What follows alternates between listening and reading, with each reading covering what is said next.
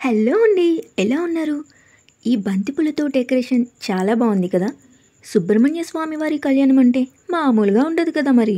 సుబ్రహ్మణ్య స్వామి పూజ అంటే మనకి చాలా ప్రత్యేకం కదా! అందులోనూ సుబ్రహ్మణ్య షష్ఠి రోజు పూజలంటే ఇంకా ప్రత్యేకం కదా! మనకి ఎలాంటి దోషాలున్నా సుబ్రహ్మణ్య స్వామికి పూజిస్తే అవి తొలగిపోతాయి అంటారు కదా! మరి అలాంటి సుబ్రహ్మణ్య స్వామిని అతని షష్ఠి రోజే పూజిస్తే ఇంకా బాగుంటుంది కదా! మనకి ఎలాంటి గ్రహపీడలున్నా పోతాయి. అందుకే జనాలు చూశారు కదా, సుబ్రహ్మణ్య షష్ఠి రోజు వచ్చి పూజలు ఎంతమంది చేయించుకుంటున్నారో. దేవుని కళ్యాణం చూసేలోపు ఒక్కసారి ఆ సుబ్రహ్మణ్య స్వామిని వల్లి దేవసేన సమేతంగా ఒక్కసారి దర్శించుకుందామా? ఈలోపు మీరు ఇంతవరకు నా ఛానల్ని సబ్స్క్రైబ్ చేయకపోతే ప్లీజ్ నా ఛానల్ని సబ్స్క్రైబ్ చేసి నాకు సపోర్ట్ చేయండి. అండ్ చూస్తున్నారు కదా, జనాలందరూ పూజ హడావిడిలో ఎంత బిజీగా ఉన్నారో. అండ్ టెంపుల్ అయితే ఆ రోజు చాలా రష్గా ఉంది.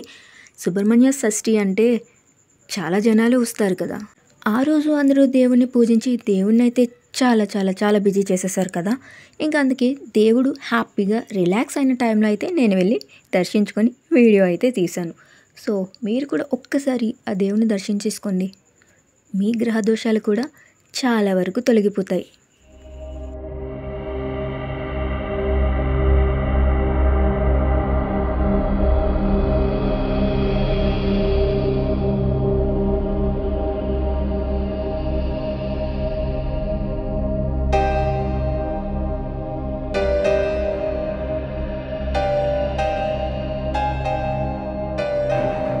సుబ్రహ్మణ్య స్వామిని అయితే దర్శించుకున్నాం. ఇక కళ్యాణం కూడా చూసేద్దామా? వీళ్ళందరూ కూడా కళ్యాణం చూడటం కోసం వచ్చారనమాట.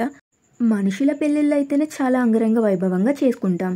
మరి అలాంటిది దేవుని కళ్యాణం అంటే ఇంకెంత అంగరంగ వైభవంగా చేస్తారు చెప్పండి. సో ఇక్కడ కూడా అంతే అంగరంగ వైభవంగా అయితే ఏర్పాట్లు చేశారు. అంతే సంబరంగా కళ్యాణం కూడా చేశారు. అండ్ ఫస్ట్ ఒకసారి ధ్వజస్తంభాన్ని దర్శించుకొని ఇంకా డైరెక్ట్గా కళ్యాణం దగ్గరికి అయితే వెళ్ళిపోదాం.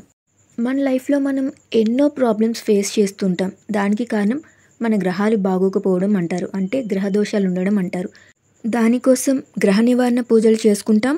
అండ్ ప్రతి మంగళవారం సుబ్రహ్మణ్య స్వామికి కూడా అభిషేకాలు చేసుకుంటాం కదా. సో అలాంటి వాళ్ళందరూ కూడా సుబ్రహ్మణ్య షష్ఠి రోజు పూజ చేయించుకున్న, అభిషేకం చేసిన, అట్లీస్ట్ ఆయన కళ్యాణం చూసినా మనకి చాలా వరకు గ్రహదోష నివారణ అయితే అవుతుంది అని అయితే పంతులు చెప్తూ ఉంటారు. చాలామంది సుబ్రహ్మణ్య స్వామి వారి కళ్యాణం చూడలేకపోవచ్చు, చూడడానికి వెళ్ళలేకపోవచ్చు కొన్ని కారణాల వల్ల. అలాంటి వాళ్ళ కోసం అయితే నేనైతే ఈ వీడియో అయితే చేశాను. హ్యాపీగా ఈ వీడియోలో అతని కళ్యాణం చూసి, వల్లి దేవసేన సమేతంగా సుబ్రహ్మణ్య స్వామి వారి కళ్యాణం చూసి మీరందరూ కూడా తరించండి.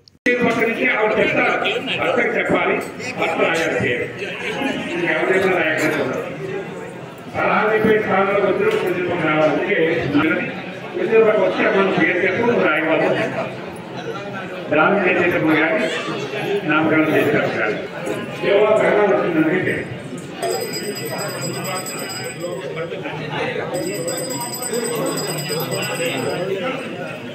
కోపానికి చెప్పి కన్యాదానం మనం చేస్తాం. కన్యాదానం మహోత్సవం అటువంటి కన్యాదానం జరిగింది. ఇప్పుడు స్వాముల ముహూర్తం జీలకర్ర తర్వాత సంకల్పం చేయండి. నా భాగ్యాలు గోవిందాయ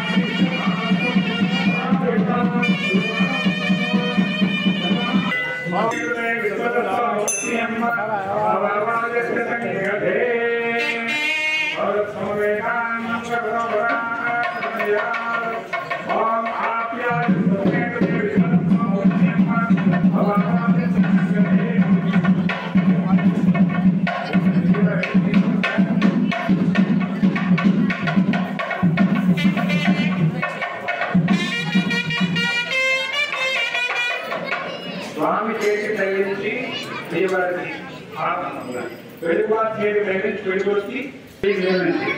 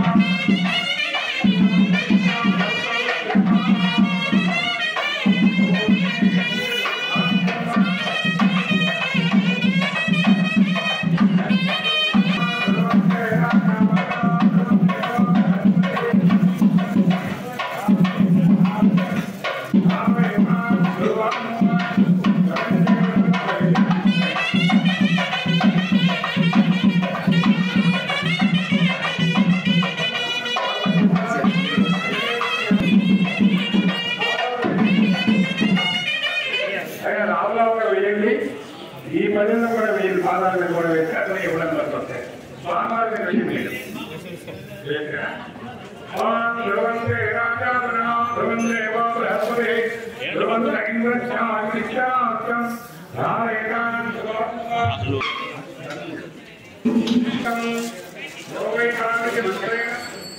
కుడిచేపల్లి నుంచి మీరు వస్తున్నారు, మీరు కాలు పెడుతున్నారు కదా మరి అర్ధనారీశ్వరం భార్యాభర్తలు అంటే అర్ధనారీశ్వరం సగం ఒక పక్క సగం ఒక పక్క సగం భార్య సగం భర్తే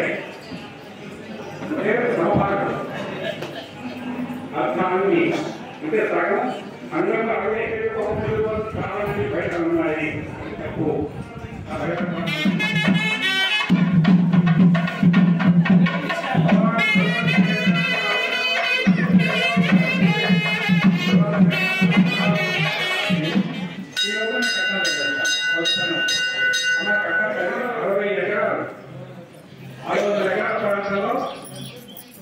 వ్యవస్థ అంతా కూడా ఏర్పాటు చేశారు. భోజనాలు ఏర్పాటు చేస్తున్నారు. మరి దేవాలయంలో తీర్థం ఇస్తారు, తులసి తీర్థం ఇవన్నీ కూడా దేవాలయంలో ఇస్తారు. ఎక్కడ ఇవ్వాలి. ఆ నివేదన అయిన తర్వాత అన్నం లేని వాళ్ళు అన్నం తీసుకునేవారు. అక్కడ ఆరోగ్యం కావాలంటే గుళ్ళోకి రావాలి, శరీరం దృఢంగా ఉండాలి, వ్యాయామం కావాల్సి వస్తే గుళ్ళోకి రావాలి. గోవుల పూజలు వాళ్ళు చేస్తూ మన దేవత పెడుతూ మిగతా వర్గంలోకి వాళ్ళకి ఇస్తూ నానాభిమతులు చేసి వాళ్ళు అనుకుని కాదు.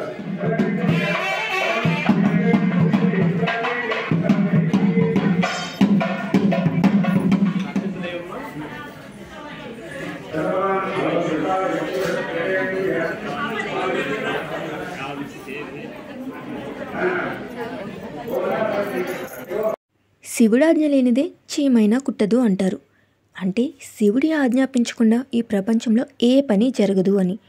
మరి అలాంటి పరమేశ్వరుని కొడుకైన సుబ్రహ్మణ్య స్వామి కళ్యాణం అయితే మనం చూసాం. మరి ఆ పరమేశ్వరుని దర్శించుకోకపోతే ఎలా? సో ఒక్కసారి పరమేశ్వరుని కూడా దర్శించేసుకుందామా? వచ్చేయండి. ఈ వీడియో మీకు ఎలా అనిపించింది? నచ్చింది కదా? నచ్చితే నా వీడియోని లైక్ చేయండి, మీ వాళ్ళందరికీ షేర్ చేసి వాళ్ళకి కూడా స్వామివారి కళ్యాణాన్ని చూపించండి అండ్ నా ఛానల్ని సబ్స్క్రైబ్ చేయండి.